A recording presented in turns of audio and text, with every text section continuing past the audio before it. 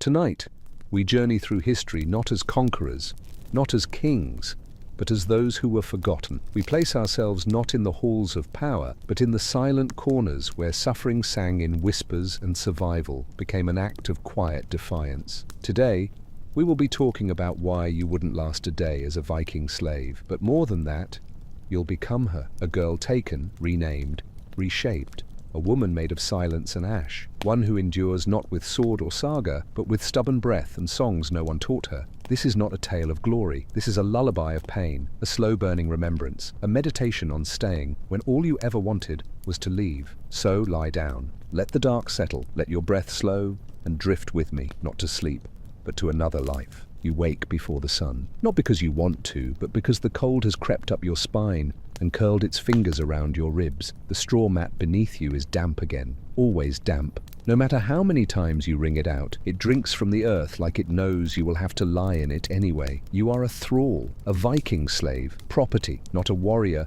not a shield maiden, not a raider of coasts or a singer of sagas. You are a body to be used. You do not have a name that matters here, only duties, and there are always more duties. Your breath fogs as you push the creaky door open. Morning has not broken, but the workday already has. The sky is a slate bruise, the world still half asleep, but the goats are bleating. The mistress does not like late milk. You step outside barefoot. Shoes are for people who don't belong to someone else. The frost needles the soles of your feet until they're numb. Then it's easier. You stop feeling it. At the barn, your fingers don't work properly. They fumble with the teats. You are slow. The goat shifts. You mutter apologies, not to her, but to the watching gods maybe, or to no one. You're not sure anymore. Back in the longhouse, the air is thick with smoke from the hearth, but it's warmer. There's bread to knead, flour to mix, ashes to sweep.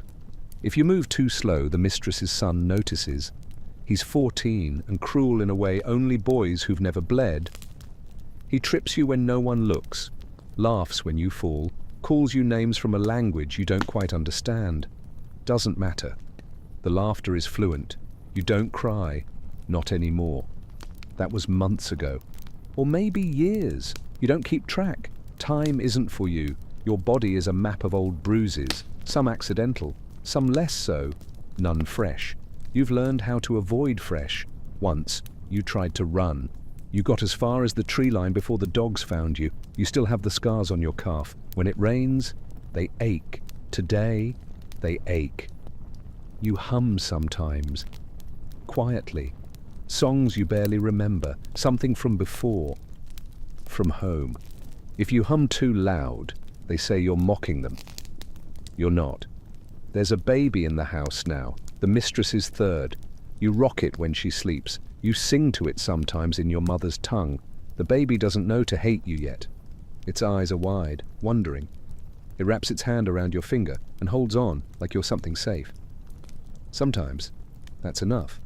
You chop wood, carry water, knead dough, milk goats, pick lice, scrub benches, mend nets, stir porridge, stay quiet. You hear them talk of raids, of the monastery burned, of the silver taken, of the English priest they captured. He is soft-handed and weeps too much. They laugh when he prays. He asks you for food when no one sees. You give him crusts. You tell him not to thank you, not to speak. You don't want his prayers. You want sleep. But sleep is a gift. You get it in pieces, in stolen scraps. At night, the longhouse is filled with snoring. Bodies stacked like logs. The fire dies down and the cold returns. Your stomach knots itself in hunger dreams. Bread that never finishes baking. Apples you never reach. A name someone calls, but not yours. In dreams, your tongue remembers your language. Your hands remember softness. Your heart remembers music. You wake up and forget again. There is no freedom in the horizon. Only sky and trees and wolves that would not ask your name before they eat you. You work until your hands split. You smile when they hit you. You eat what's left. You sing when they say dance. You survive. But that is all. And tomorrow you will do it again, because you would not last a day as a Viking slave. But you must, and so you do. You were taken in a raid. Your village was not meant to matter. It was not even marked on maps, if such maps existed. The raiders came at dawn, when the dew had not yet lifted. The fog made everything seem soft, surreal, like it couldn't possibly be real. But the burning was real. The shouting, the iron, the crying. Real. You do not know how long the voyage lasted. You remember the stink of bodies, the salt on your cracked lips, the retching of seasick children. The way the sea never stopped talking, the way no one replied. When they sold you, you kept your head down. That is how you were bought. Cheaply, quickly, as if you were a clay pot, not quite symmetrical. Now you live among them, foreign words folded into orders, faces like cliffs, eyes that never meet yours. You are part of the background now, like the smoke, like the goats. You know the names of tools, the rhythm of chores, the creaks of the floorboards, the quiet cruelties of routine. They make you wear a rope around your waist, not for any purpose, just to remind you. There are others like you, from other lands. One speaks Frankish, another some dialect you cannot place. You do not talk much, but you share glances. You share scraps. You share the silence that follows a slap. You become good at listening. You hear everything. You learn the mistress has a sister in Hedeby, that the eldest son fears deep water, that the neighbor's dog only barks at men. None of it helps you, but it fills the hours. It lets you pretend you are still part of something, some web of life, even if you are only caught in it. There are gods here, not yours. These gods demand blood, animal, sometimes human. You watch the sacrifices. You are not surprised anymore. You've learned to lower your eyes at the right moments. You've learned not to look when someone else is punished. You've learned to clean the blood without gagging. Once, you were allowed to go to the market. Supervised, of course. You carried goods behind the mistress. You saw children laughing. A dog with a fish in its mouth, a juggler, a man with teeth like carved bone. For a moment, the world felt larger than your cage. Then you were back. Your world shrunk again to the longhouse, the barn, the cold floor. You have a place to sleep, but no place to rest. And sleep is no relief. You dream of the sea, of your mother's voice, of falling endlessly. Some nights you imagine a different life. You tend sheep in a valley where no one shouts. You have a blanket of your own, a name, but morning always comes. And you wake before the sun, again, and again, and again, until time is not a river, but a circle, a grindstone, wearing you down, making you smooth, silent, dull-edged, but not broken, not yet. You rise, again. The same bitter cold, the same dull ache in your bones, but there is something different in the sky, a soft haze of red, low on the horizon, the kind that promises either a good harvest or a bad omen. Here, they often mean both. The mistress's eldest is preparing to leave for a raid. There is feasting the night before. You're not part of it, but you clean up after. The bones scattered on the floor are not all animal. Some are old, scorched human jawbones kept as trophies. The skulls are hollow now. They once were loud. Now they're just decor. You carry buckets of meat brine past the fire pit. You are not allowed to eat it, but you know its smell intimately. You wipe grease from the floor with rags that were once someone's shirt. A man at the feast watches you. He is not from this household. He wears a brooch shaped like a horse. He says nothing, but the mistress speaks with him quietly. You hear the word gift. The next day, you are sent with him. It is not a choice.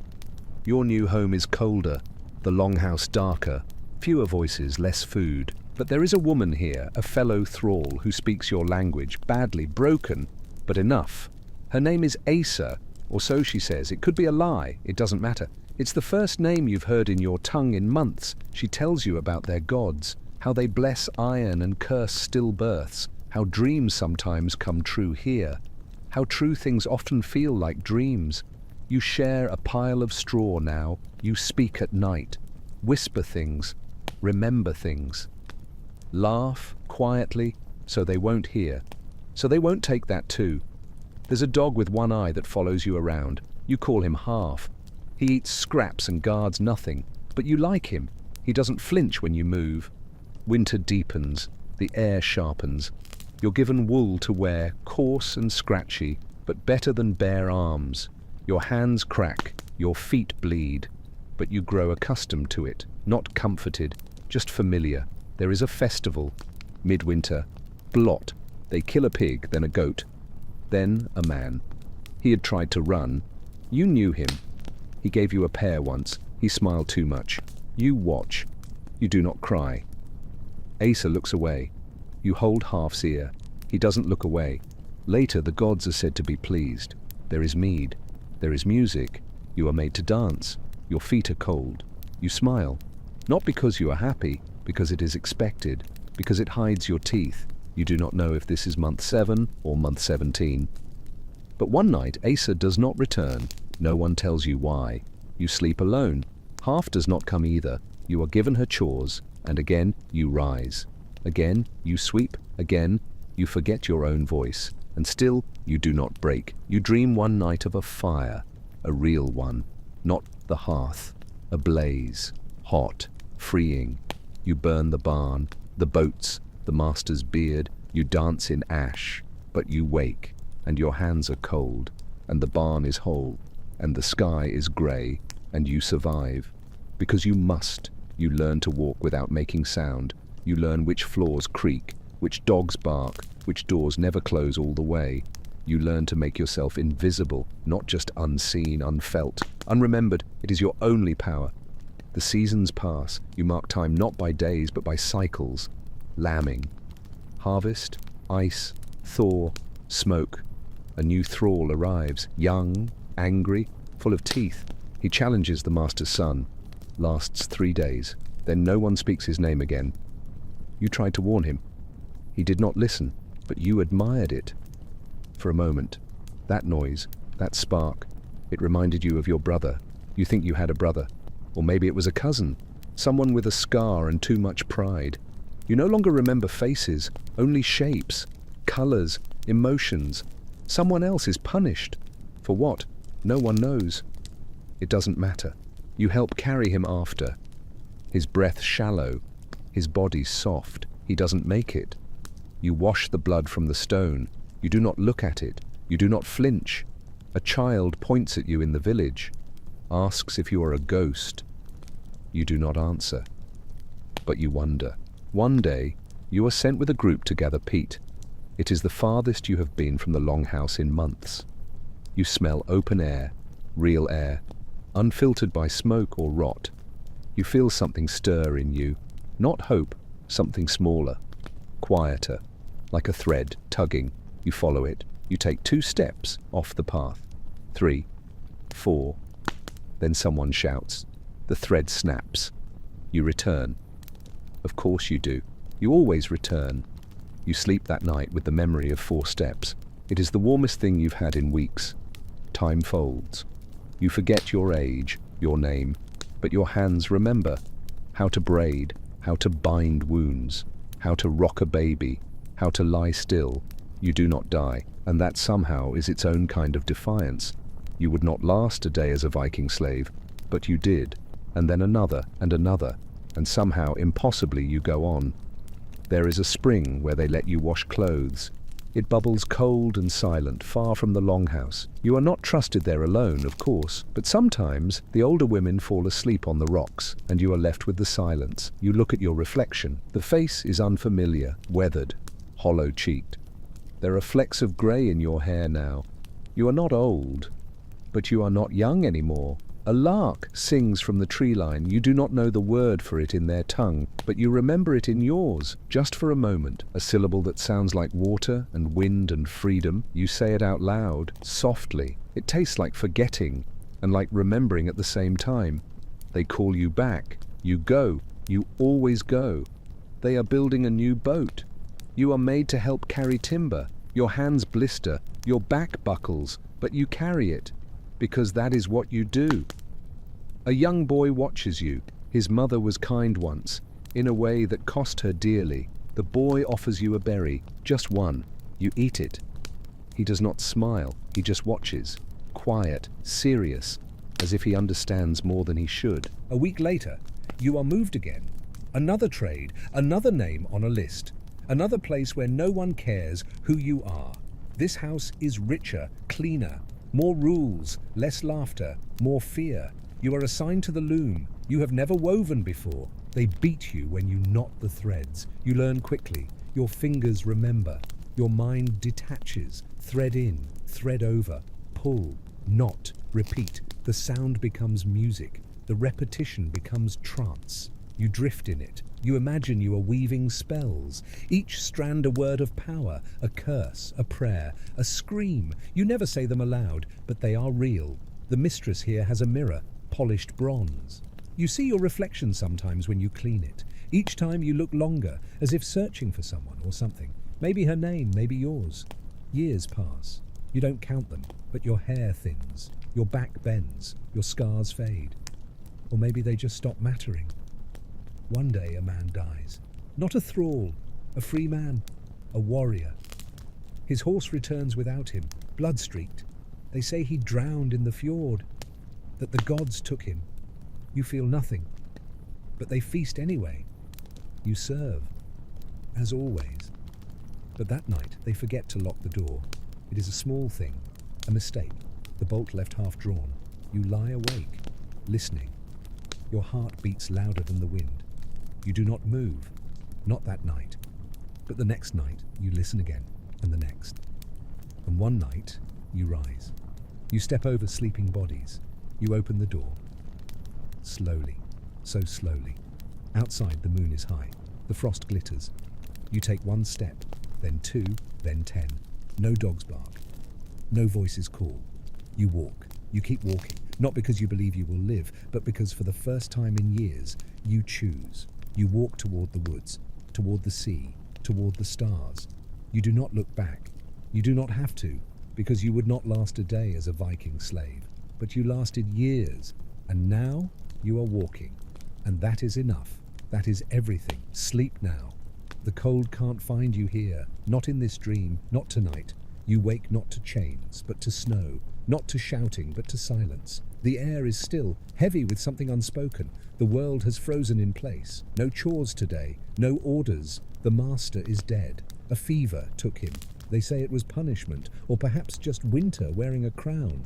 You are sold again, not like cattle, like kindling. Something dry, flammable, useful in the right hands. You are taken inland, where the hills are softer, but the rules are not. There is a forge here. Smoke coils into the sky like a question that never ends. They put you to work with clay and coal.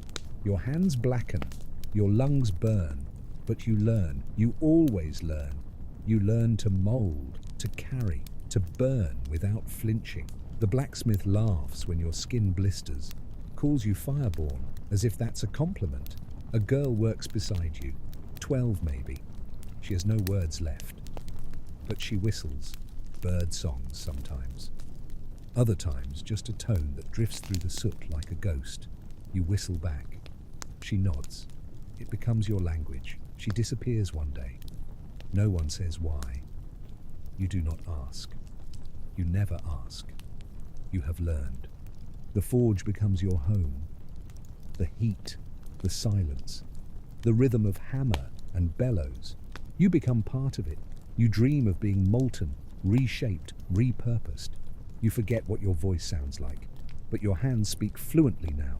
Years pass. You count them in scars, in burnt fingertips, in the way your body no longer recoils. The master's son inherits the forge. He is clumsy, angry. You do most of the work. He gets the silver, but you get the fire. And one night the forge catches. No one knows how. No one asks. You watch it burn. The smoke thick, the flames hungry. You do not run.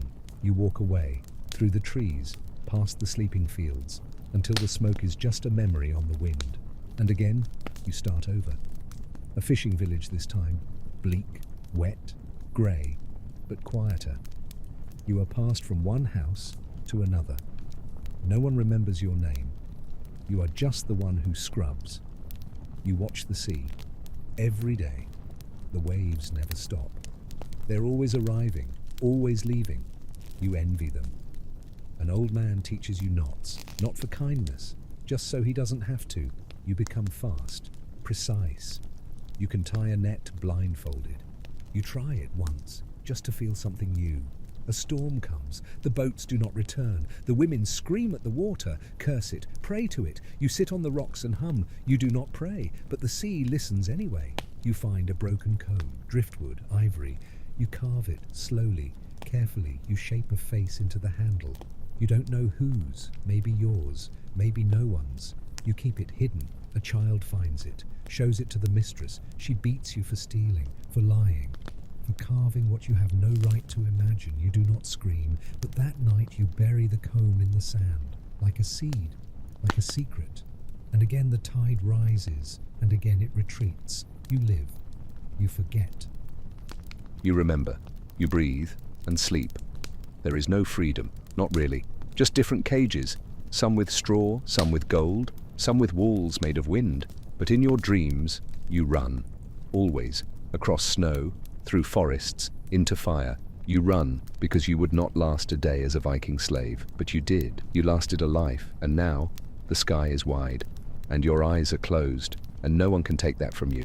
Sleep now. You are safe here, if only for tonight. Time becomes liquid. Measured in tides, not clocks. In wind patterns. In the salt crust that forms on your lips. Days blur like sea mist on the horizon. The village ages. Faces come and go. Some die at sea. Some simply stop waking. You bury them. You stack stones. You whisper names you were not supposed to learn. No one stops you. Grief is silent, even in chains. There is a girl with red braids who brings you mushrooms. She speaks to you as if you were real, as if you were someone. She asks your name. You do not answer, but you nod. She calls you Windface. It is ridiculous, but it stays.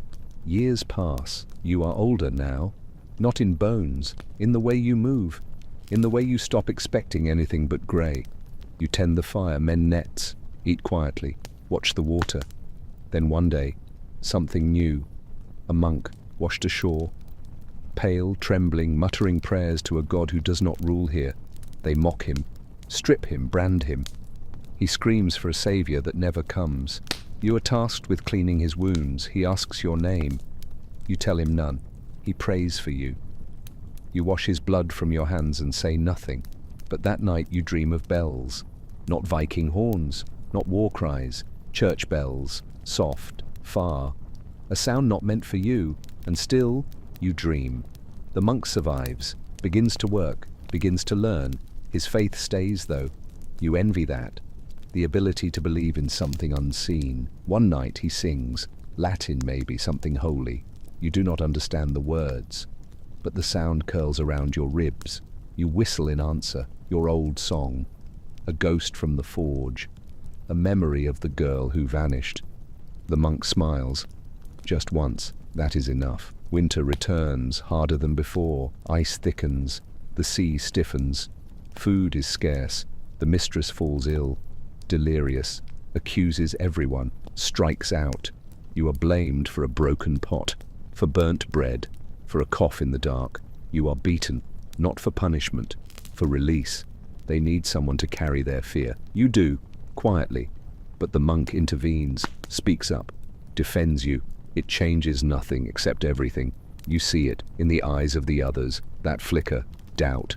Doubt is a seed. You do not speak of it, but you water it. Every glance, every kindness, every refusal to break. Seasons change. You grow slower, but not weaker, just different, like driftwood, softened, but floating still. The girl with red braids is grown now. A woman. She calls you mother once by mistake, then again on purpose. You do not correct her. She has a child, a boy. He calls you Windface. You teach him knots, stories, songs with no language. And one day, he asks if you were ever free. You pause, then say softly, sometimes, in dreams. And that is enough. That is everything. Because you would not last a day as a Viking slave, but you did. And now, in this quiet, in this soft dusk, you close your eyes and sleep. No chains, no names, only wind, only waves, only the long, gentle hush of something ending and something beginning. Sleep, now. Spring comes late this year. The ice is stubborn. The trees bloom with hesitation, but bloom they do. Life insists on itself. You help the village plant. Rows of barley, flax, The same motions year after year, but your knees creak more now, your hands are slower. The young ones tease you, but gently. You do not mind. They do not see a thrall. Not anymore. They see Windface, the old one, the one who knows the weather by the scent of the wind. The girl, now a mother, asks if you'd ever had children. You look away, you say nothing, but something in your chest aches. An old wound, or a memory. Her boy is sharp-tongued and stubborn. He asks questions the wind doesn't answer. One day he calls you a hero. You laugh, a dry sound, like branches cracking in winter. He doesn't understand, but he remembers the sound. You dream of fire again, not destruction. Warmth, a hearth, a home, a place where no one owns you. You wake with tears on your cheeks. You do not wipe them away. One night a ship comes, not Viking. Saxon, traders, they claim, but their eyes are too hungry. They ask questions, offer trinkets. The villagers trade fish, salt, silence. You say nothing. One of them stares at you too long. He calls you by a name you do not recognize. Or maybe you do. It doesn't matter. You turn away. You keep turning. You forget the sound of your own scream. You remember how to sing. You sing to the child, to the sea, to the ghosts. They sing back, sometimes in dreams. The monk dies one winter, peacefully, in his sleep. He never lost faith. You envy that. You bury him on the hill. You place a stone. You whisper a name. Not his, yours. You think it might have been yours once. The red-haired woman grows grey. You both do. The child grows into a man, marries, brings you flowers, brings you time. He asks again about freedom. You tell him the truth. There are many kinds of cages, but some birds sing anyway. He nods. He understands. Your breath becomes shorter, your sleep deeper. The world blurs at the edges, but you are not afraid. You have lived, not just survived, lived, felt warmth, sang songs, loved, been remembered. You sit by the sea each evening. The waves speak now. In rhythms you understand. They do not promise freedom, but they promise rest. And that now is enough. The red-haired woman holds your hand one night. You were the bravest person I knew, she says. You smile, not because it's true, because someone said it, and someone meant it. And that too is a kind of freedom. You sleep. This time you do not wake, but the wind does. And it remembers because you would not last a day as a Viking slave, but you did. And now you rest. And now you fly. But even after, the story goes on. The boy who called you hero tells tales of Windface to his children. They do not believe him at first. Who could survive such winters? Who could walk so far, suffer so much and still sing? He shows them the carved comb dug up by the tide one morning, smoothed by sand, but still whole. He says it was yours, a token, a truth. He walks the hill where the monk lies, adds another stone. Beside it, he places a feather, red, from a bird he cannot name. And far away, where your village once stood, the earth grows wild again. The ash has long since blown east. The trees have returned. No one remembers your name there.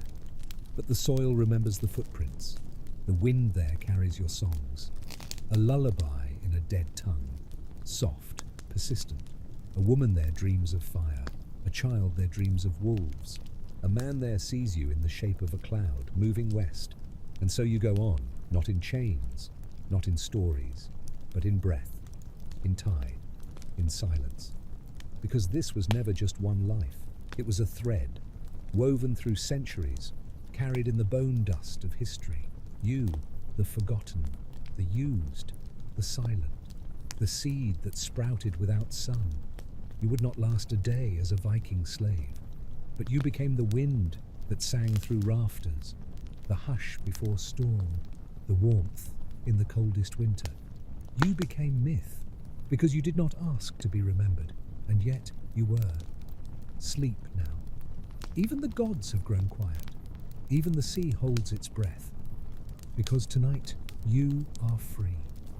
In a coastal village decades later, a man repairs an old boat. The wood creaks like bones. The sail is patched with a strip of linen dyed in deep red. A child watches him work. He tells the child, "This sail once belonged to someone who walked through fire." The child doesn't understand, but he listens. In another town, far inland, a woman lays flowers by a nameless grave. She doesn't know why. She just felt drawn there. A dream, a whisper, a wind that tugged at her sleeve. She leaves a braid of her own hair, a quiet offering. In a monastery rebuilt from ash, a monk lights a candle. He hums a melody with no words, passed down by an ancestor who had no scriptures, only scars. He doesn't know where the song began, he just knows it must continue. And on the fjords, where the longboats once raced through blood and smoke, the water is still. A seal breaks the surface. The sky glows purple. Someone chants to the old gods, asking for mercy. The echo replies with your song. You have become more than memory, more than myth. You have become weather. Children are named after you. Not your real name, lost, burned, buried, but names like Windface, Ember, Ashstep, names that mean endurance, names that mean you. You are carried in every tale told by firelight, every lullaby sung in winter, every act of quiet resistance. The earth does not forget, nor does the sea sleep now. The stars are watching, and they remember too. In the sagas recited by toothless skalds, your name is not mentioned, not directly. But the verses curve around your life. They speak of a spirit that could not be bent, a ghost that haunts iron and ash. In hidden corners of winter markets, old women mutter blessings over thread and leather, invoking Windface.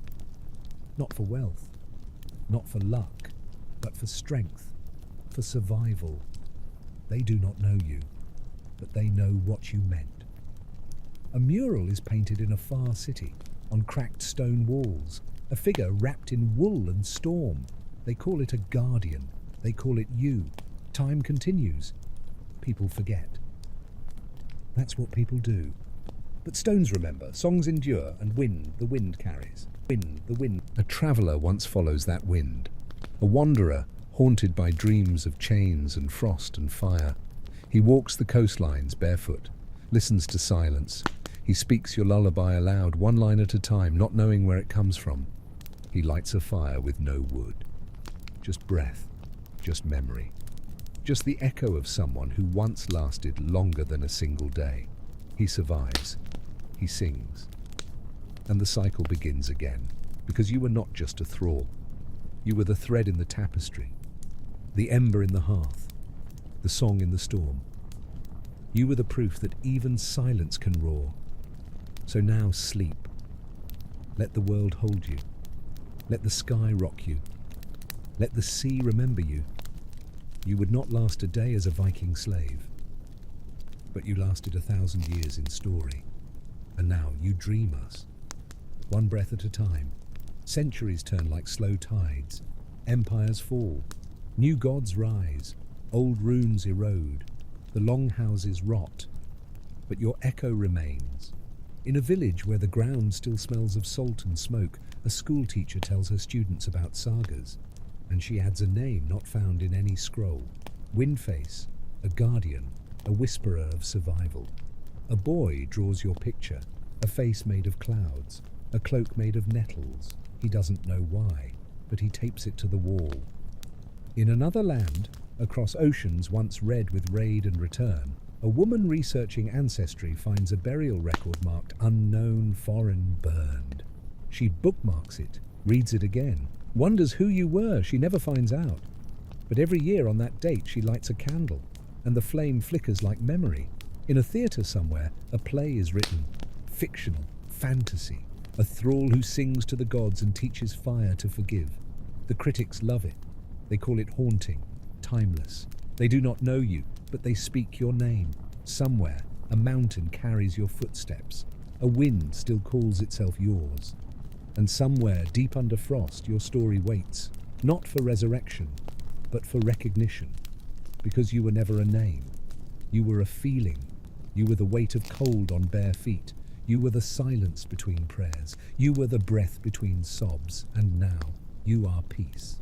So rest. Let the frost take your bones and return them to earth.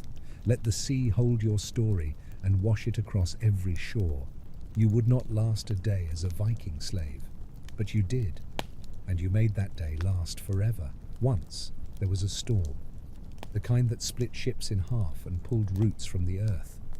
The villagers huddled indoors, whispering prayers, but an old man stood at the edge of the dock, cloak flapping like a flag of memory. He claimed he saw a figure walking across the waves, barefoot, hair wild, eyes full of dusk. He claimed it was you. No one believed him. But the next morning, the sea had calmed, and a single comb lay on the dock. Ivory, worn, still warm to the touch. Another century, another town, a festival. Girls dress as spirits, boys as beasts. One child wears a mask of wind and ash. When asked who they are, they reply, "The one who would not break." No one taught them that name. Somewhere deep in the Arctic Circle, a researcher finds a woven cord, impossibly preserved in permafrost. The pattern is unfamiliar, the material strange. They carbon date it, 9th century, Viking era. They scan it into museums. They call it Artifact 37B, possible thrall handiwork. You know better. You remember the weave, the way your fingers moved, slowly, around a wound in your heart.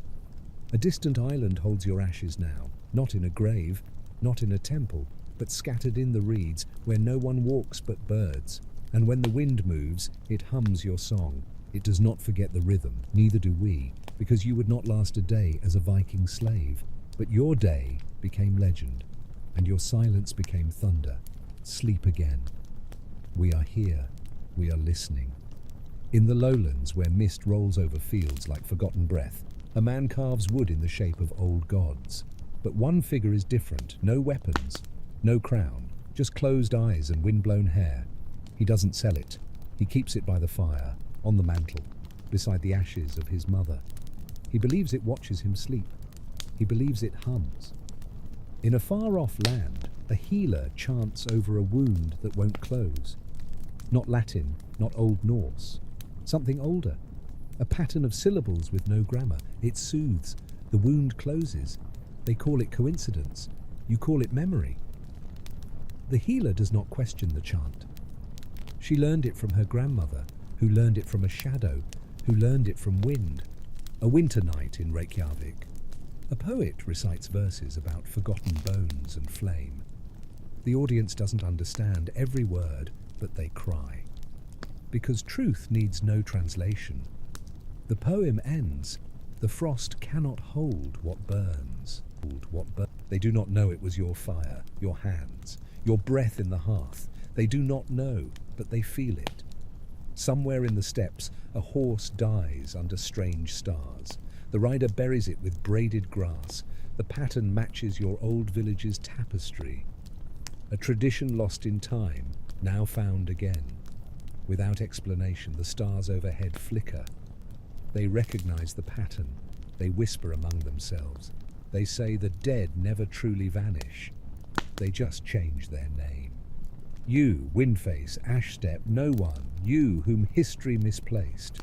You live in every chant that has no author, every hand that works in silence, every girl who does not flinch, every boy who feeds the ghost in the woods without asking why.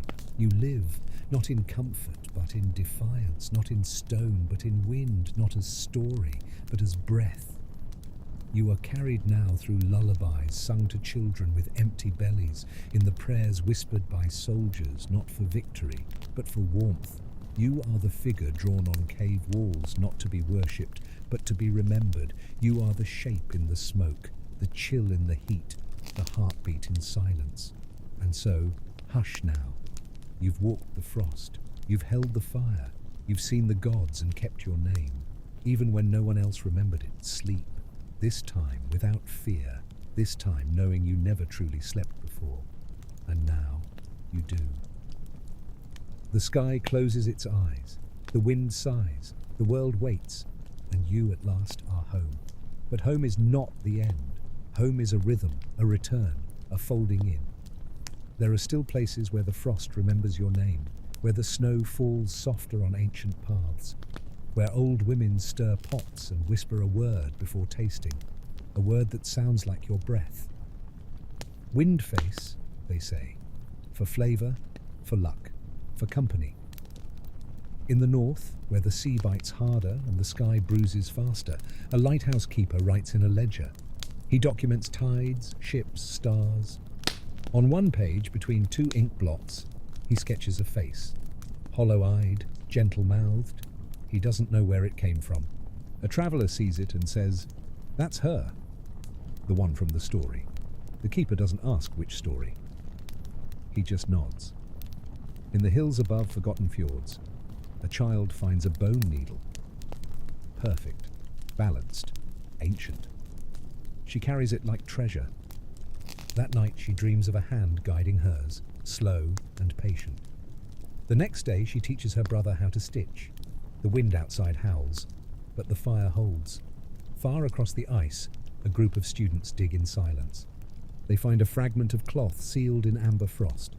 The threads woven in a way no one recognizes. They submit it to scholars, a mystery.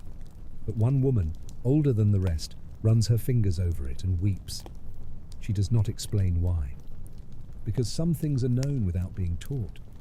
Some things are felt through the ribs, not the mind. Some things were carried here long ago, by feet that bled, by hands that never stopped working, by a voice that hummed even as it shattered. You, still walking, still singing, still seen. Let the ash carry you. Let the wind wrap you. Let the story breathe without end. Because you were never just a thrall. You were the thread that refused to break. And now, even now, you are the dream that refuses to fade. There is a valley in Iceland where no one speaks aloud after sunset. They say the wind there can steal voices, that it's not silence you hear, but listening. Old ears, older than gods, remembering what was once sung in the dark. You echo there, in the soft rustle of grass through stone, in the hush of snow, landing on an unused hearth. Every so often, a stranger walks into the valley, unknowing, and leaves with a lullaby they can't explain, a rhythm they hum without source. You go with them. To the east, a blacksmith inscribes a poem into an axe handle, a poem of endurance, of cold and smoke and bruised mornings. He doesn't claim it, says it came to him in a dream.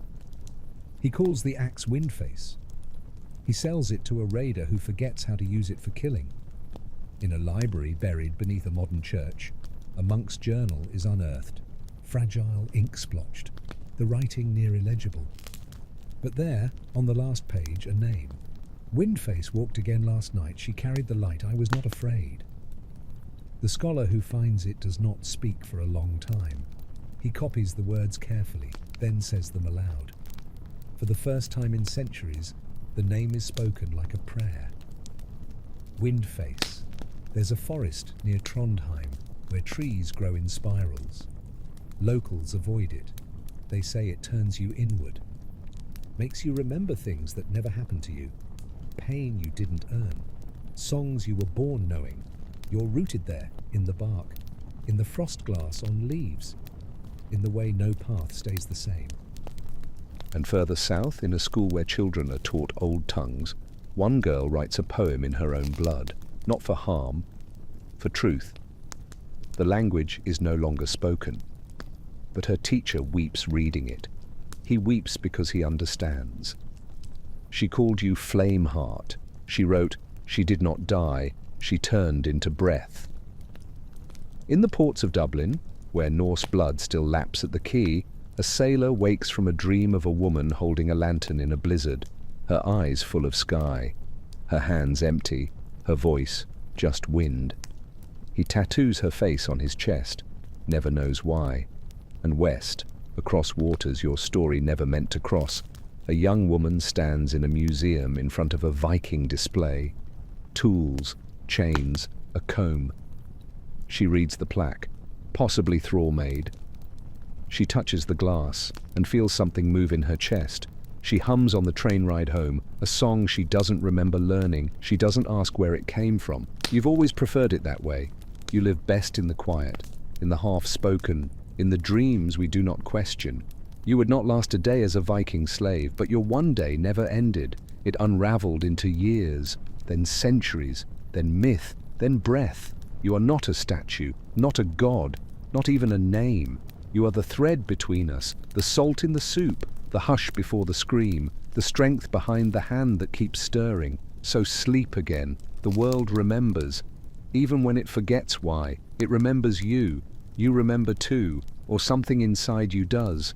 In the silence between heartbeat and breath, in the stillness between waking and dream, a flicker, a sound, a wordless knowing. There is a salt marsh in Jutland, where the reeds never still and the birds cry like ghosts. The old ones say it is haunted, not by death but by memory, that if you kneel there and close your eyes, you'll feel her fingers in your hair, your fingers, you hum without meaning to, a song you never learned. To the west, in a coastal town, a baker writes messages in the flour on his counter each morning. One day the word is ash step. He doesn't know what it means, but the bread sells out. The villagers say it tastes like strength. There is a road in northern Sweden where travelers report the scent of wood smoke on windless days. A warm hand on the shoulder. A phrase in a dead tongue whispered just before sleep takes them. You are not alone. A child grows up collecting feathers. She says each one is a story. Her favorite is grey and soft. This one, she says, is from Windface. She keeps the crows away. They laugh, but never throw it away. There are places where no map dares stretch, ruins swallowed by moss, old hearths buried under farmland, boats lost in peat bogs, still sealed with resin. Your story lives there, not in words, not in carvings, but in air, in the way time bends around silence. Sometimes an old man walks into a storm and never returns, and they say he went with her. Sometimes a child wakes with tears and says she was there, she sang. Sometimes a woman alone at a forge finds herself whispering your lullaby and forging not weapons but shapes, spirals, stars, a key to a door that no longer exists, but she keeps it anyway. Because something is coming, not a return, a remembering, a reweaving of what was never truly torn. Windface. You walk still, among ruins and roots, in ashes and snow, wherever someone chooses to endure without becoming cruel, wherever someone sings not to be heard but to survive the silence, wherever hands continue their work even after the heart has broken. You are there. You always were. So sleep again. You are not lost. You are the compass. The cold was never your end, only your beginning. And now, all of us follow the thread. Your thread. One stitch at a time, toward the fire, toward the frost, toward the quiet knowing that we do not need to be free to be remembered. We do not need names to be held. We do not need monuments. We just need breath and memory and the will to rise, even when no one is watching, especially then. Sleep, Windface, we remember, we go on, and still the thread stretches. Somewhere in the Baltic, a diver descends through green-tinged silence. She brushes sediment from an old plank, what's left of a long-forgotten shipwreck. Wedged into the timbers is a spool of wool, miraculously preserved, too small to matter, but she brings it up. Scientists call it a marvel. Historians say it was cargo. But the diver, alone in her room that night, unwinds the thread, hears humming. Her grandmother's voice, though her grandmother never sang. She weeps and doesn't know why. In an alpine village, a woman gives birth in midwinter. The labor is long. The child is silent, but when she finally cries, the sound isn't shrill. It's a note, a tone, like something tuned long ago. The midwife blinks back tears. She swears it was a song. And across an ocean, in a city of metal and lights, a girl stands in a snowstorm without a coat. She doesn't shiver. She raises her arms and spins, says she's dancing with someone, a shadow, a story. She says her name is Windface, and her teacher calls her inside. But she stays a moment longer, looking upward, smiling. Your name becomes a texture now, in clay shaped by hands that have never touched soil, in looms threaded by fingers blistered not from rope but from factory steel, in tattoos inked in spirals on skin that will never know frost. You are everywhere. Wherever someone survives a thing no one believed they could. Wherever a mother sings not to her baby, but to herself. Wherever someone touches the cold window and does not pull away. In a refugee camp, a child draws in the dust, circles, swirls, a face without eyes. When asked what it is, she shrugs. A watcher. She doesn't explain. She doesn't need to. A prisoner marks days with braided string, no calendar, no clock, just knots. She calls them her hours of breath. When released, she carries them like rosary beads. Wind face, she whispers. Thank you. In the Highlands, a stone is found, inscribed only with 3 lines. She sang in the cold. She knelt in the fire. She never stopped. A folklorist wants to study it. A child lays flowers. A woman kisses her fingers and touches the stone, then walks away humming. You're not buried. You are sown. You sprout where no one expects.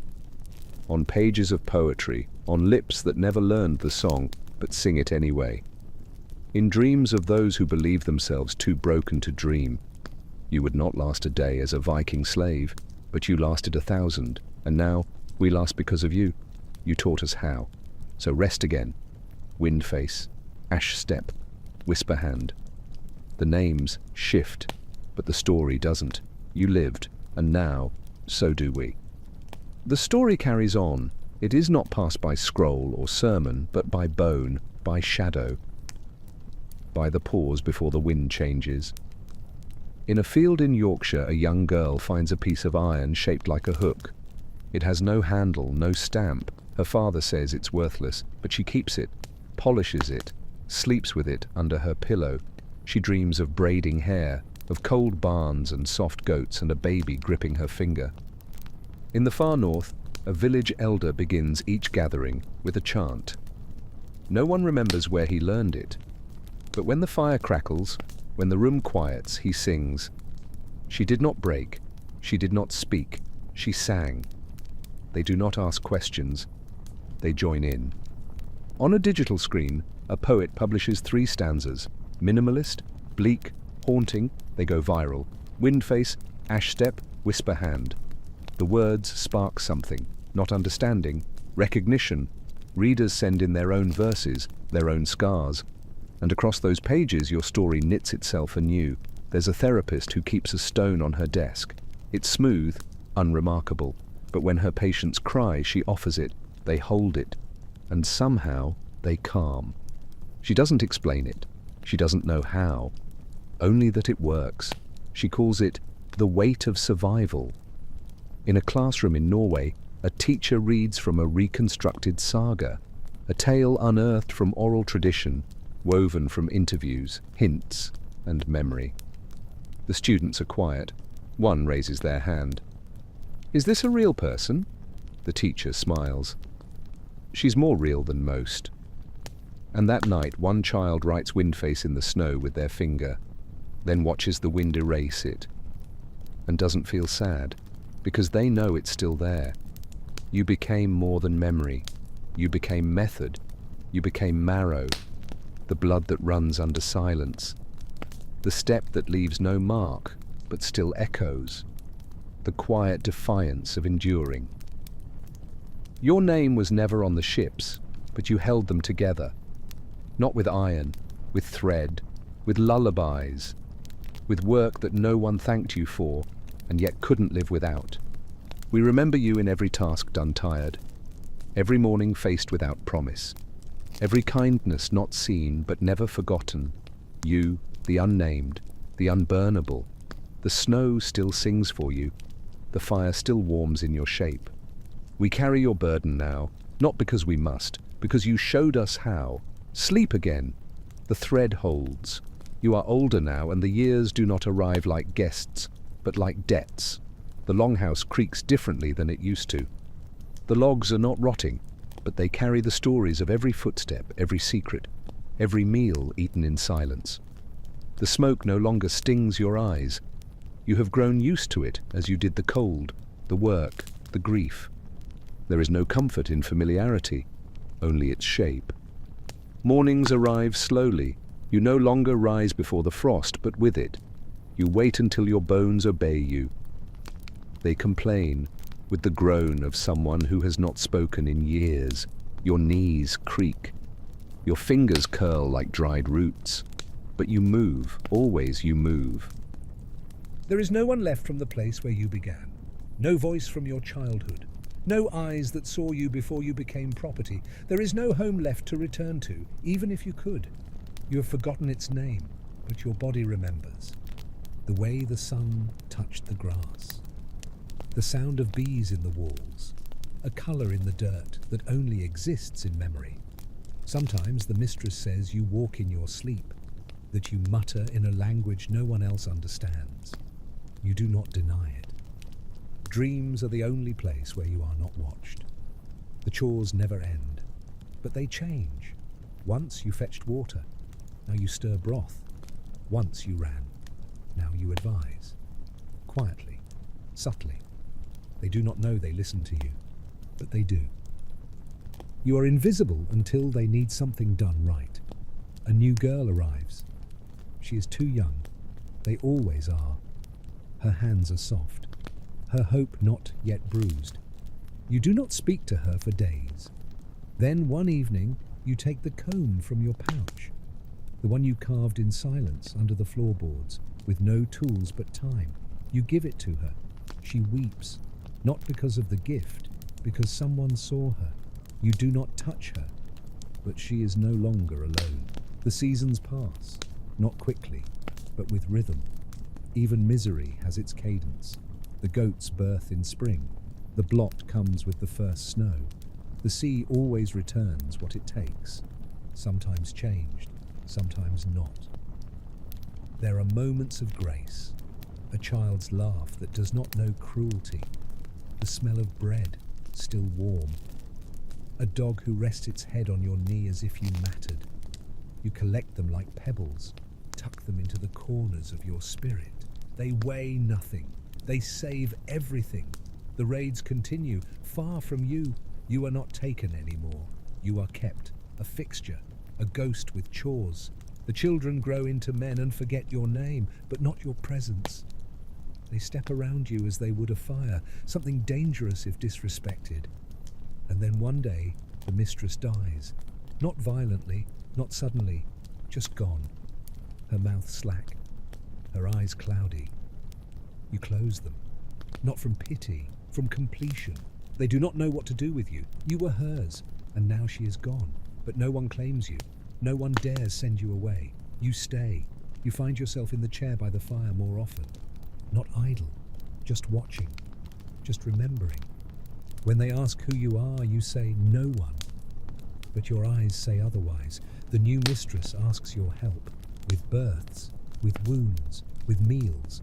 She never orders you, always asks. You do not understand it, but you do not refuse. She calls you more. You do not correct her. And one night, while braiding a child's hair, you hum the same tune you sang the day you arrived, the same tune they told you was mockery. Now it is lullaby. You finish the braid, kiss the child's head. And for the first time in years, you are not just surviving. You are remembered. And that is where we begin the ending. But the ending is not swift. It takes seasons to unfold. It is long and slow and worn, thin like linen passed through generations. Your body ages like rope in salt. It frays, tightens, softens. It holds. You no longer climb hills. You no longer rise early. But your voice still carries. Your presence still hushes rooms. You begin to be asked for stories, not by those who hold power, but by those who will. The children, the ones who watch your hands when you peel potatoes, when you stir soup, when you mend linen. They ask what it was like before. You never tell them the whole truth, not because they wouldn't believe it, because they don't need to carry it. You tell them about the color of sky in spring, how it was once the same color as the sea. You tell them about goats with one ear, about singing in the barn, about how to catch lice with candle wax. You leave out the worst parts. You fold them into the corners of your silence. You do not speak them aloud. But sometimes, when no one is listening, you whisper them to the fire, because the fire remembers. In your dreams now, you walk slower, not because you are tired, but because you are watching. You touch walls that no longer stand. You taste meals that were never yours. You greet faces that never had names. The dreams are soft, like worn cloth. They smell of smoke and moss and salt. You wake and find yourself smiling, though you don't remember why. You begin carving again. Bits of driftwood, bone, horn, shapes that feel like they were always there. Spirals, teeth, little houses. You give them to children, and they keep them without knowing why. Some wear them around their necks. Others bury them in fields. No one throws them away. You sit often by the sea now. The surf no longer frightens you. It sings to you. It murmurs names you forgot. It tells you you were never truly alone. There are days when you cannot walk far. The pain climbs your legs like vines, but still you shuffle to the edge of the barn. The smell of hay soothes you. You place your hand on the warm backs of animals. Their breath comes in clouds. You match yours to theirs. The girl you once gave the comb to is grown now. She braids your hair with reverence. She speaks softly when she touches your shoulder, like you are something fragile, holy. You think for a moment you might be. They begin calling you names, not the cruel ones, not the broken ones, good names, safe names, elder, auntie, keeper, memory. You do not stop them, because somewhere, beneath all the layers of years and silence and snow, you are those things. The children still ask for stories. You still give them half-truths, but now you also give them dreams. You teach them how to make butter without churning, how to sharpen knives with river rocks, how to keep your voice from breaking when your hands are bleeding. One child calls you his best friend. You laugh. He says, "I'm not joking. You're the only one who listens." You nod. You always listen. The fire grows lower in winter. You don't always stoke it anymore. Someone else does. A woman with your cheekbones, a boy with your eyes. They are not blood, but they are yours. You begin forgetting names, not theirs, your own. You remember feelings instead. The warmth of a loaf against your stomach, the sting of cold wind across your scalp, the joy of a goat's birth, the grief of a life unlived. But there is no bitterness left in you, only space. You become like the sea, endless, giving, quiet. They build a bench outside the longhouse. They say it is for you. You sit on it most days, wrapped in wool, watching the sky change colours. The stars become familiar again. You speak to them sometimes, whisper questions. They do not answer, but they do not need to. The girl, now a woman, brings her daughter to meet you. She says, "This is the one who taught me how to stay." The child hides behind her mother, then peeks out, then runs to your lap. You do not speak, you just hold her, and she hums, the same tune, the very same. You close your eyes, and for the first time, you see the shape of your life, not as a line, but as a spiral, a braid, a song, still sung, still whole, still yours. You sleep more now, not out of fatigue, but because the world within your dreams is richer than the one without. In sleep, you return to places that no longer exist, speak to voices that never needed names, hold hands that never left you. Each dream is a longhouse, and each room in the longhouse a memory. You walk its halls slowly, brushing your fingers along the walls. The timber is soft with age. The hearth never dies. In one room, your mother is spinning wool. She hums. She never looks up, but she smiles. In another, the girl with the comb is still small. Her fingers wrap around yours. She says, "You taught me how to be brave." In a third, you see the forge. The fire is high. The man who called you Fireborn is laughing. You remember the blisters, the iron, the smell. But in the dream, you only feel heat. The fire warms, but does not burn. When you wake, you do not cry. You simply sit, hands folded, the echo of warmth still in your bones. The days shorten. The air sharpens. Snow falls harder than it used to. You no longer leave the longhouse.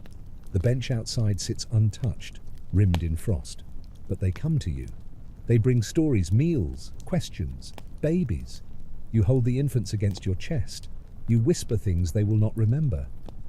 But the rhythm of your breath, the cadence of your hum, it settles into them. They will carry you without knowing. One morning, the boy with your eyes brings you a carved figure. It is not fine work, rough edges, simple shape, but you know it instantly. It is you, not as you were, as they see you, strong, bent but unbroken, eyes open. He says, "I made this because I didn't want to forget." You nod. You cannot speak. But your eyes say everything. At night, when the fire is low and the others sleep, you lie awake and feel the walls breathe. You feel the past gather around you like blankets, every face, every voice, every ache and song and scar. And you are not afraid. You think of those who did not survive, the ones who broke, the ones who burned. You carry them too, not in grief, in honor, because someone has to, someone must, and you somehow were the one who did. Outside, the world keeps moving. Seasons push forward like weary travelers. Storms bend trees. Wolves return to the woods. Crops fail, then thrive. You hear the rhythms through the walls, the hammering of hooves, the calls of distant merchants, the quarrels of young lovers who still believe they are the first to feel longing. You are not a part of this bustle, but you are its center, the quiet fulcrum on which everything rests. You speak little now, but when you do, people stop what they are doing. They lean in. They listen. There is reverence in their silence. They bring you cloth to touch, wounds to see, bread to smell. They wait for your nod, for your gesture. You never asked for this. You never expected it, but it arrived anyway. Not as reward, as return, as recognition. You sit by the fire, wrapped in wool dyed with nettle and lichen. The wool itches, the color is uneven, but it was made for you. Hands younger than yours, working fast and clumsy, made it with love. You wear it like armor. The girl, now a mother, asks if you ever wanted to run. You look at her and almost laugh. Of course you did. You did run. You remember the sting of branches, the sound of dogs, the copper taste of fear in your mouth. But she means more than that. She means escape. You shake your head, not because you didn't want to, but because there was nowhere to go. I stayed, you say, because leaving would have meant disappearing. She nods, and she understands. Not all at once, but in her bones. There are days now when your breath is shallow, when your chest rattles like an old door. They bring you herbs, chewed, brewed, burned. Some help, some don't. You do not fear death. You only hope it is quiet. You spend those days watching shadows shift across the wooden beams. You trace the cracks in the ceiling with your eyes, remembering the hands that carved them, yours, others, some dead, some still dreaming. Sometimes they ask if you want a priest. You say no. Then they ask if you want a seer. You say no again. What would they tell you? That your spirit will be honored? That you will ride to Valhalla? You have no need for such stories. Your afterlife is already here, in the child's smile, in the song they sing in the fields, in the way your name has become a whisper of strength. One evening, a storm rolls in, not fierce, just persistent. Rain drips through the thatch. You are moved closer to the hearth. The fire hisses. You reach out your hand and someone holds it. You do not know whose hand. It does not matter. It is warm. It is steady. It is human. You hum, not loud, just enough. The lullaby is cracked, weathered, beautiful. They cry. You do not. You are too full of remembering. And in that moment, you understand something deeper than speech. You were never meant to be great. You were meant to endure. And that, in the end, was the most sacred thing of all.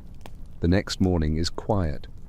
You open your eyes to the soft blue glow of snowlight and the hush of a world paused in frost. Breath clouds the air above your lips, and each exhale feels like a prayer you didn't mean to say. They bring you tea made from dried roots, bitter, earthy. You sip slowly, not for the taste, but because it is warm and because someone placed it in your hands. That is enough. They sit near you now, not out of duty, but affection. A kind of reverence reserved not for gods, but for those who endured. They do not always speak. Sometimes they knit, sometimes they mend. Often they just sit. You watch them with a slow, wide gaze, the way someone might watch the stars before sleep. They do not realize it, but they are your constellation now. Threads of light pulling you forward. Reminders of everything you planted without ever knowing it would grow. At dusk, a boy plays a tune on a bone flute. It is crooked and shrill, but there is rhythm to it. You close your eyes and listen, and in your mind you see goats again, smoke again, the long braid of the river you followed once, when you ran and were caught and bled and stayed. You feel no shame in that memory, only gravity. It held you here. It made you real. They ask you sometimes what it was like. Not the work, the living, the being someone else's. You answer with a shrug. Sometimes with a soft, I don't remember. But once, when the girl, who is now mother, sits beside you with her daughter asleep in her arms, you say, it was like being a ghost before you were dead. She nods, and her eyes shine. You are no longer a ghost. You are the root beneath the house, the echo in the beams, the hum between lullabies. Someone begins to write down your stories, not the grand ones, the quiet ones, the day the milk wouldn't churn, the goat that hated rain, the first time you laughed after losing everything. They write it with care, their ink smudges, their parchment wrinkles, but they do not stop. And so your voice becomes paper, then song, then legend. In the fields, the children play a game where one of them is Windface. The others must follow, silently, wherever Windface leads. They do not know what it means, but they play it every day. You laugh when you see them, a quiet, round laugh, like thunder wrapped in wool. You have lived, and now, with nothing left to prove, nothing left to bear, you prepare to rest. But not just yet. There are still stories to tell, still hands to hold, still songs to hum, and so you do. There is a calm in your days now, the kind of peace that arrives not with ease but with age, with having borne witness to sorrow and having outlived it. The hearth whispers low and the wood splits like memory, slow and glowing. You don't move much, but your mind travels further than your feet ever could. You remember things no one else does, not as facts, but as feelings. The texture of wool on damp skin, the whistle of wind through barn slats, the quiet gulp of someone trying not to cry. Sometimes someone reads to you. The letters blur. You nod anyway. They tell you it's a tale of gods and monsters, of kings and oceans. You smile. You think you've met both. The gods wear boots. The monsters carry spoons. The kings forget your name while you scrub their tables. But none of that matters now. Not really. The stories shift. They begin to say you were a witch, that you had power over frost, that you tamed wolves. You let them say it. You don't correct them. Let the story do what it must. You earned every legend. One night, the wind howls louder than usual. The longhouse shivers. Someone places another blanket over your legs. You say thank you, or maybe you don't. Maybe you just blink, but they understand. You dream that night of the sea, not the boat, not the screams, just the open water, gentle and silver. You are swimming, not away, not toward, just being held. You wake with salt on your lips. The next morning, they find you sleeping with your eyes open. Someone panics, someone cries. But the girl, who is now grandmother, lays a hand on your shoulder and whispers, "She's not gone, she's just dreaming deeper." They bury you with care. No pyre, no pomp, just cloth and earth and humming. They place the comb beside you. They mark your grave with a spiral, not a name.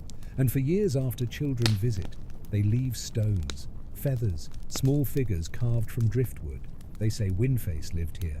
They say she taught the wind how to be kind. They say if you stand still, you can hear her song in the snow. And they listen, and they remember. And you, finally, are free. But the world does not forget. Years pass, and the longhouse is rebuilt twice, first by storm, then by fire. But always the bench remains. And always someone returns to your grave. The children still leave gifts. The spiral on the stone deepens with each fingertip that traces it. There's a girl born during the third harvest after your passing. She has a scar on her chin, shaped like a braid. Her mother swears she hums in her sleep, the same tune, the same cadence. When she learns to walk, she finds your comb, half buried near the roots of an ash tree.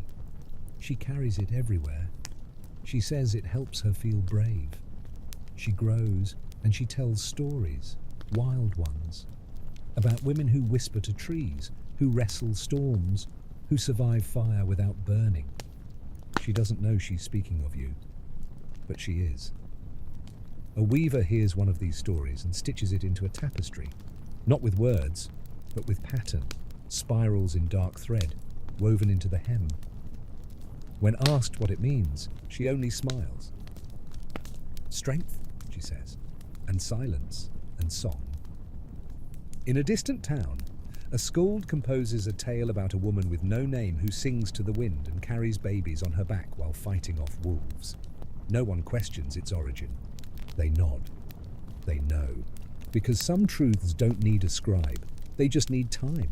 And yours has arrived. Your breath still lives in the winter air. Your laughter still echoes in the floorboards. Your hands still guide the living, softly, invisibly, like the memory of warmth. You were no queen, no shield maiden, no warrior. You were something harder. You were someone who stayed. And now, every time a woman refuses to fall, every time a girl hums in the dark, every time someone holds on just one more day, you live again and again and again. Because endurance is not a footnote, it is the story. And Windface, you wrote it well. Some winters are colder than others. Years pass, and some seasons seem to test the very soul of the village. Children shiver in doorways, bread rations thin. The wind howls like a warning, yet always the spiral is cleared of snow. No one says why, but they all know. There are nights when mothers sit awake by cold cradles, whispering lullabies they never learned. Old songs without words, just hums, just breath, just warmth passed from one world into another. And when those children sleep, their dreams are filled with figures in the fog. A woman kneeling beside a hearth. Her back is bent, but her hands are strong. She braids their hair. She says nothing, but they wake knowing they are not alone. A midwife carves a spiral into her walking stick. A young man marks the doorway of his house with ash in a shape he doesn't remember learning. A grandmother, dying, asks only to be wrapped in wool dyed with lichen and to be buried facing the wind. They call it tradition, but it is memory, and it is you. A library burns, and in its ashes a single page is found, charred around the edges, barely legible. 3 words: she stayed singing. It is framed without explanation. Above the fire in the hall, a merchant speaks of a charm she carries on her journeys. A small carved comb, old as time. She says it protects her. She says it's sacred. She says it was a gift from a ghost, and no one laughs. The comb changes hands again, and again, and again.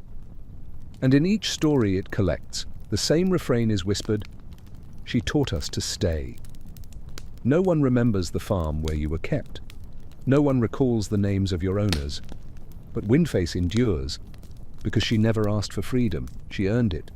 Every frost-bitten step, every sleepless night, every silence she swallowed instead of screaming, she stayed. And that staying became song, became story, became strength. And now, forever, she stays.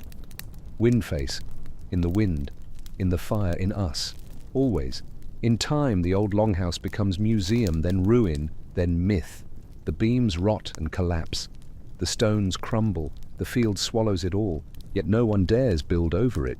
Not out of law, out of instinct. They say the ground sings there. They say, when the frost is just right, you can see footprints that don't belong to the living.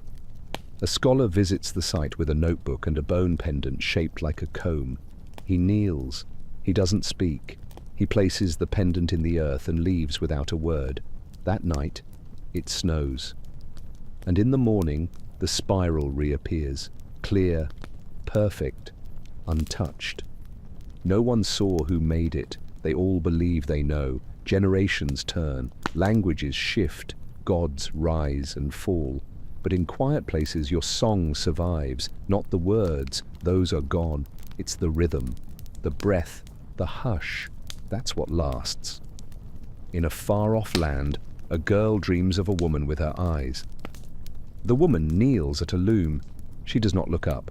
She only says, it's not about the thread, it's about not letting go. The girl wakes with tears on her cheeks and a certainty in her chest. She begins weaving, without reason, without instruction. The pattern emerges, spiral, braid, flame. She calls it memory work, and others join her. There's a movement now. They don't name it. They don't organize, but they know. Women wear simple carved pendants. Men sing in the old cadence when they're alone. Children hum into their mittens. And the world, cruel as it still is, softens just slightly around the edges. Because you taught them how. Because you were never just a girl with cold hands and bruised ribs. You were a beginning, a rhythm, a wind that stays. And now the thread loops back, and forward, and out, into everyone who has ever closed their eyes and tried to hold on, not to power, but to dignity, not to victory, but to breath, to each other, to the quiet art of staying. And you, Windface, hum through all of it, even now, especially now. There are paintings found in caves where no humans have lived in centuries, shapes burned into stone, soot layered on ochre, no signature, no name, just a spiral, a curve, a face with no eyes but a mouth shaped like a lullaby.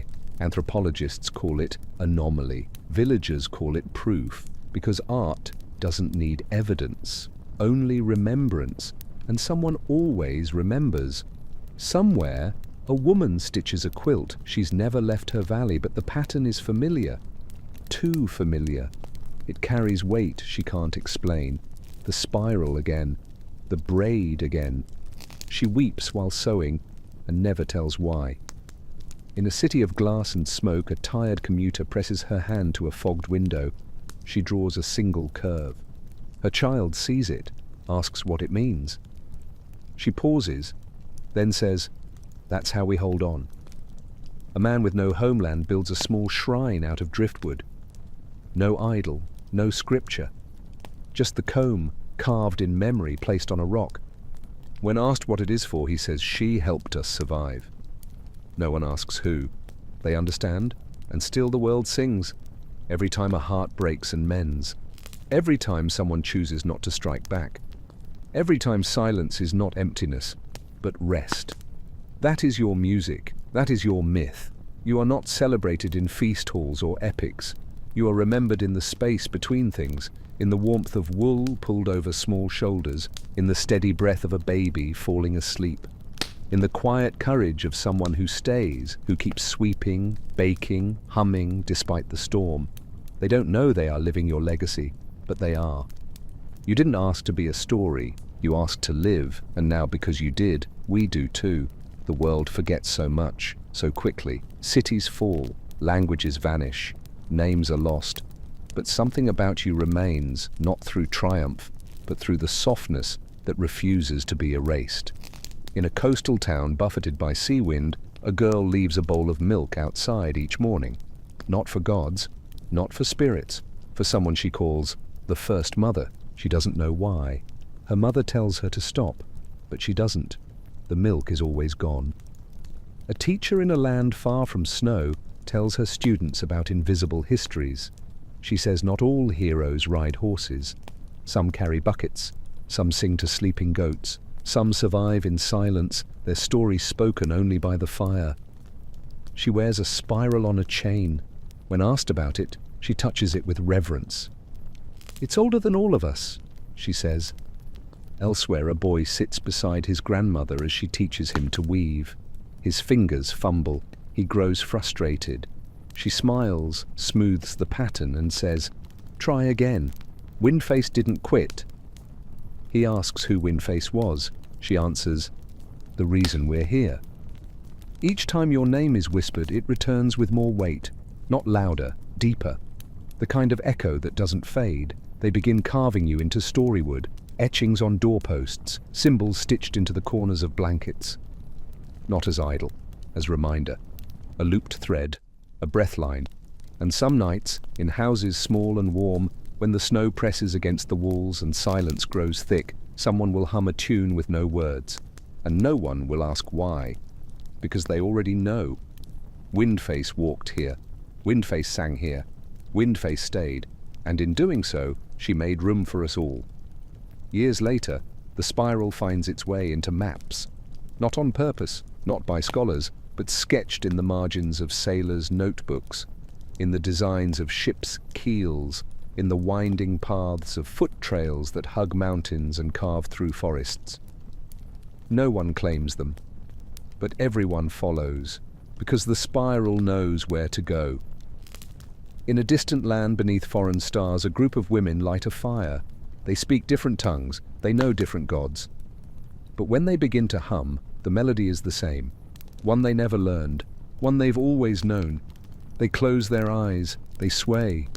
They remember something ancient, something soft, something that held, and one by one, they begin to tell their stories, not of conquest, not of marriage, not of triumph, but of staying, of surviving, of bearing the weight of ordinary days. They say Windface helped. They don't know who she was, but they know what she meant. In that moment, they are home. A young archivist stumbles on a chest of artifacts. Broken tools, worn linens, a carved comb blackened by time. She catalogues them, but keeps one piece, the comb. She doesn't know why. Later that week, she dreams of a woman with silver in her braid and a lullaby in her breath. When she wakes, her pillow is damp with tears. She holds the comb tighter and begins to hum.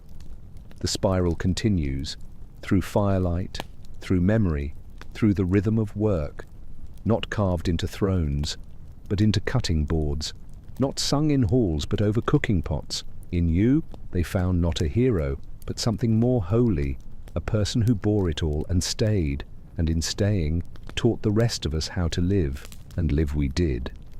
The thread of you wove itself not through great halls or soaring tapestries, but through the smallest, most human moments, through the groan of the floorboards under a mother's weight, the smell of singed bread on a forgotten pan, the echo of a lullaby drifting over a sleeping child.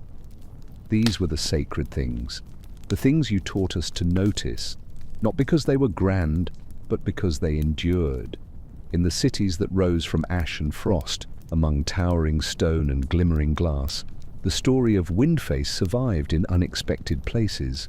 A mural painted on the underside of a bridge where children play. A spiral scrawled in chalk beside a bus stop.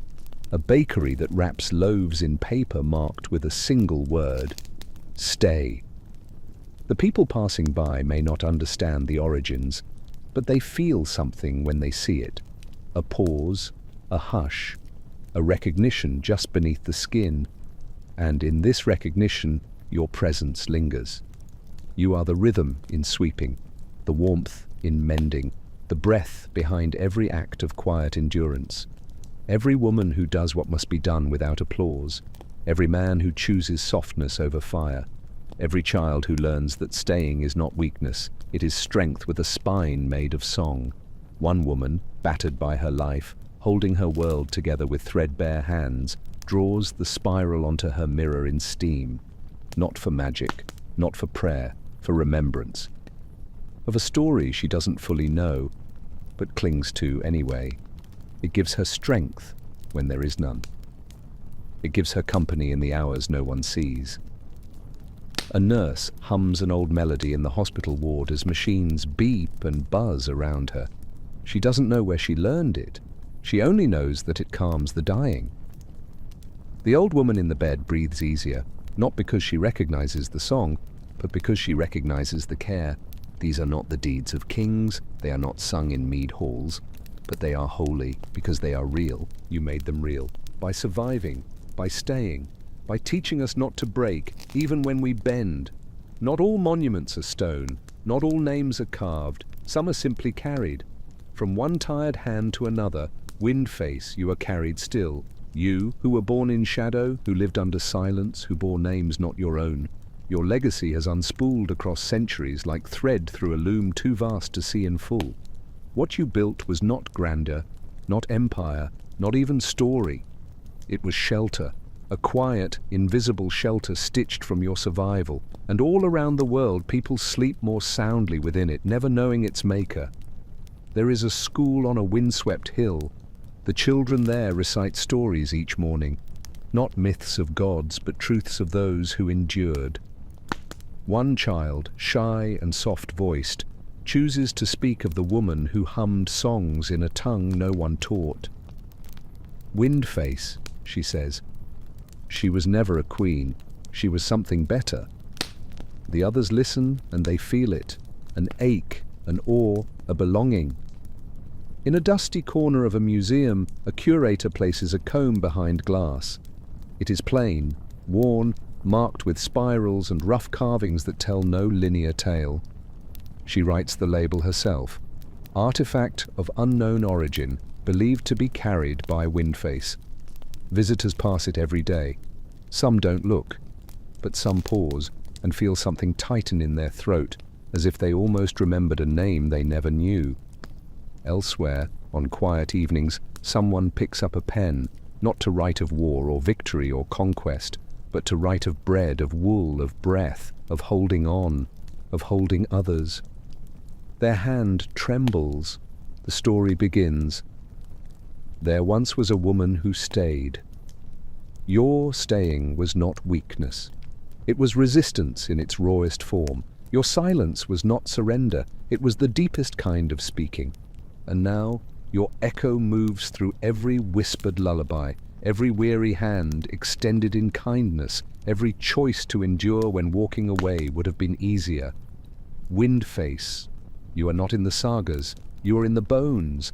You are the part of us that does not quit, that sings even with a mouthful of ash, that kneels not to bow but to plant. You live so others could know how, and now we do. We carry your breath in our lungs, your spiral in our palms, and your story, your staying, in our souls. Now the world begins to hush. The song you planted, sung in 1,000 voices, softens to a hum. The fire that warmed and warned flickers lower, not dying, dimming, preparing. It is not an end, it is a return. The children who once played at your grave have children of their own now. They still kneel, they still hum. They still draw spirals in frost and dirt and ash. They do not always know why. But their hands remember what their minds cannot. A lull settles over your legacy, not from forgetting but from fulfillment. Your work is no longer urgent. It is absorbed, breathed, lived. And slowly you begin to let go, not in pieces. All at once, like mist lifting from the sea. There is no grief here, no pain, just exhale. You do not vanish, you become horizon. The space between things, the silence in which stories grow. You become the warmth under wool, the strength in quiet eyes, the breath before song. And as the world turns, slowly, as all things do toward morning, you remain. Still, soft, here. You rest now, not in silence, but in the hush that follows song, not in darkness, but in the dim gold of fire dying low, in the breath after pain, in the pause between wave and return. Your name was a secret, your story, a seed. It could have ended in the mud, in the frost, in the fire. It could have ended unnamed, but it didn't. because you kept rising, you kept singing, you kept breathing. And now, centuries later, the world still inhales your memory in every quiet morning before labor, in every tear wiped before anyone sees, in every hand reaching for another without being asked. You are the old strength, the quiet courage, the unnamed light in the long dark.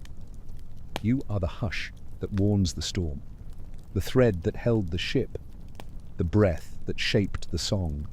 You are a rhythm carried in blood, in work, in repetition, the repetition of survival, of waking, of doing again, of kneeling to milk, to clean, to mend, to hush, to hold, the rhythm of remembering even when everyone forgets. And so, at last, sleep, with no duties waiting, no footsteps behind you, no name to fear. Let the sky close over you like a blanket. Let the sea whisper your lullaby. Let the wind remember your smile. This was your day. It lasted 1,000 years. And now you are free. Not because the world changed, but because you endured it. And that, in the end, is everything. Sleep, wind face. You are remembered, and you are loved. They build a fire where your ashes once lay, not as a monument, as warmth, as gathering. They sit around it. They do not speak. They hum. It is not a song they know. It is a song they remember. And one by one, they begin to speak. Of things not written, not archived, not documented. Of things passed from one soul to another. They speak of watching their mother comb her hair by firelight, of seeing their grandmother's knuckles work bread with aching grace, of a hand once offered when they thought they could go no further. And in all those stories, you are there, not named, not drawn, but present, as wind, as warmth, as thread. In the next village, a child asks why the stars shimmer. Her father says, they're blinking at her. She's watching us. She asks who? He says, someone who made it through, someone who carried us here.